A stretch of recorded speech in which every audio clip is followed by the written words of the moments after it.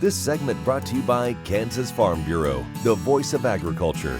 To join today or for more information, go to kfb.org or find us on Facebook and Twitter.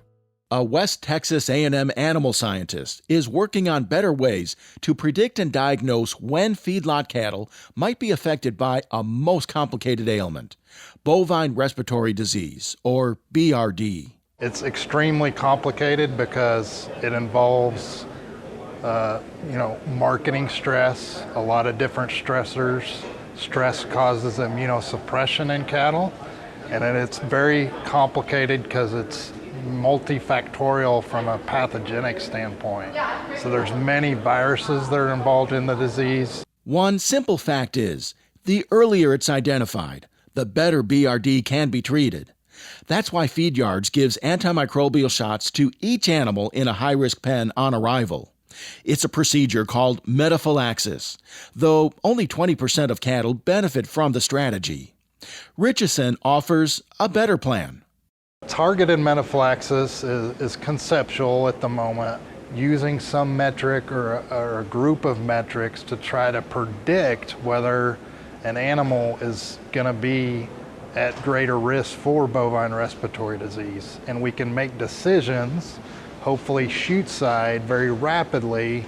To determine which animals are or will be sick, the prediction metrics need data from observations and diagnostic tools to assess physical, consumption, and movement behaviors. All the options have the advantage of monitoring cattle continuously. So 24 hours a day, 7 days a week, an accelerometer and an ear tag or on an ankle bracelet or a feeding behavior system. The technologies can find clinically ill cattle a day or two before the average pen rider, which allows more effective treatment. Feed Yard teams are currently test driving several innovative programs. There's feedlots that are actually kind of beta testing the different technologies for companies as we speak.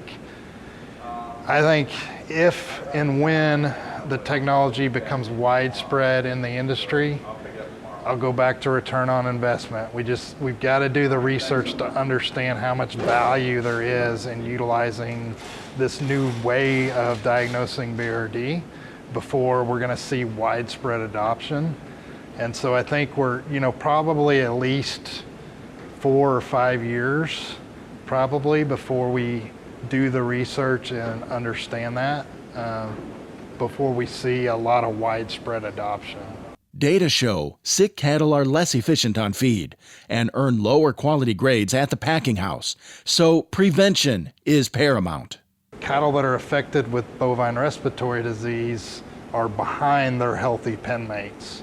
We can feed those cattle longer and try to recoup some of that lost performance, but the inflammatory response that occurs in response to a respiratory infection likely also affects marbling and fat deposition signals intermuscularly that probably reduce the grade potential regardless of adding extra days on feed in those particular cattle. That's why it's best to monitor and act before the disease has a chance to set in.